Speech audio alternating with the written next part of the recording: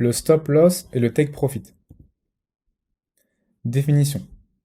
Donc pour commencer, le stop loss, donc les initiales c'est SL, donc le SL, c'est une limite de perte maximale que l'on s'accorde lorsqu'on va lancer un trade. Donc c'est quelque chose qui se déclenche automatiquement. Donc si le cours atteint le prix que vous avez fixé pour le stop loss, donc le trade pardon, va se clôturer automatiquement en perte.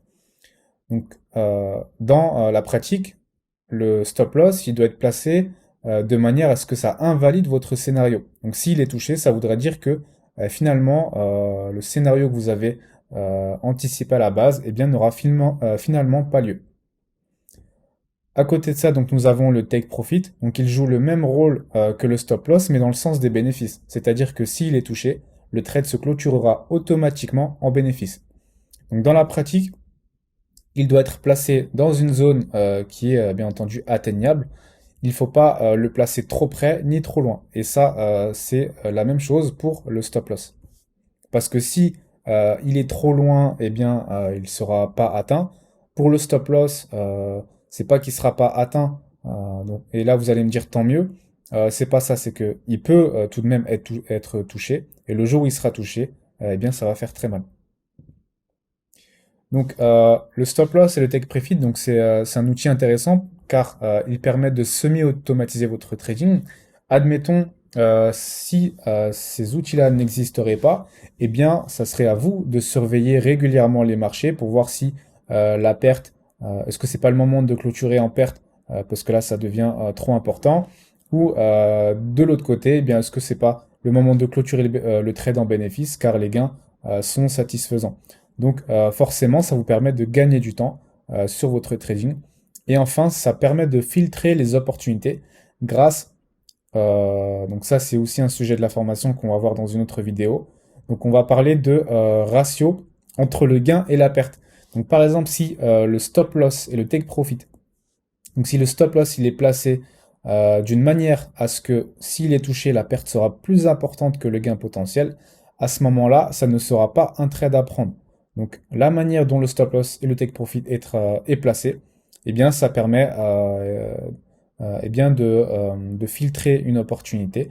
Et dites-vous que si vous êtes dans une situation où le stop loss est trop loin et le take profit est trop près, eh bien l'ensemble des traders, donc c'est une stratégie que tout le monde utilise, hein, c'est une règle que tout le monde respecte, eh bien sachez que le cours va probablement pas aller dans votre sens à cause du fait que les gens refuseront de se placer même s'il peut y avoir une opportunité, car le ratio entre le gain et la perte ne sera pas intéressant. Enfin, on va voir donc la règle à respecter notamment par rapport au stop loss et une technique par rapport au take profit. Donc le stop loss, lorsque vous avez lancé un trade, lorsque le trade est en cours, il ne faut absolument pas éloigner le stop loss. J'en parle ici car c'est une erreur que les débutants font souvent. Pour fuir la douleur que peut causer une perte qui est en train de s'accentuer, eh bien ils vont préférer déplacer le stop loss dans l'espoir que eh bien, le cours finalement se retourne dans le bon sens. Le problème, c'est que souvent, en déplaçant le stop loss, donc on met la limite de perte beaucoup plus loin, et lorsqu'elle sera touchée, on aura fait plus de pertes que si on aurait laissé le stop loss là où il était à la base. Et enfin, donc une technique, une stratégie par rapport au take profit, vous avez la possibilité, par exemple, de lancer 3 trades et sur chacun des trades, il y aura un take profit différent. L'un sera proche, l'autre sera un peu plus éloigné et le troisième sera plus éloigné. Donc ça vous permet donc de pouvoir sortir d'un trade gagnant le plus rapidement possible avec le premier trade. Et pour ce qui est des 2 autres trades, eh bien de pourquoi pas viser pardon, un objectif un peu plus lointain dans l'espoir de faire plus de gains. Donc ça sera tout, on se retrouve dans une prochaine vidéo.